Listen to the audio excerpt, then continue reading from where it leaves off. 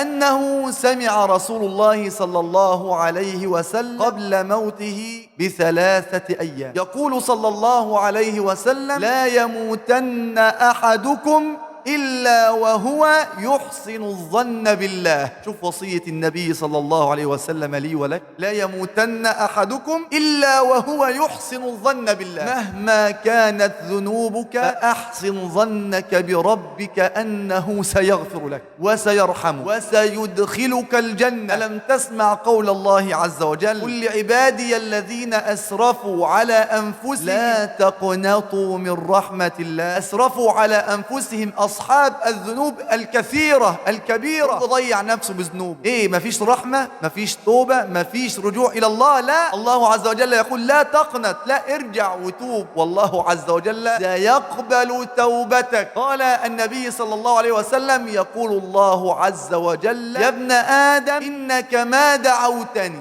ورجوتني غفرت لك على ما كان منك ولا أبالي. شوف الجمال، انظر إلى آخر الحديث: يا ابن آدم لو بلغت ذنوبك عنان السماء ثم استغفرتني غفرت لك. يا ابن آدم لو أنك أتيتني بقراب الأرض خطايا ثم لقيتني لا تشرك بي شيئا لأتيتك بقرابها مغفرة. لماذا لا تسارع بالتوبة إلى الله؟ لماذا لا تندم على ذنوبك؟ أليس لك ذنوب؟ والله إن كانت للذنوب رائحة ما جالسنا أحد من الناس، لكن باب التوبة مفتوح. فسارع بالتوبة إلى الله، واجعل قدوتك رسول الله صلى الله عليه وسلم. وهو من هو الذي غفر له الله عز وجل ما تقدم من ذنبه وما تأخر. ومع ذلك يقول النبي صلى الله عليه وسلم: إني لأستغفر الله في اليوم أكثر من 70 مرة،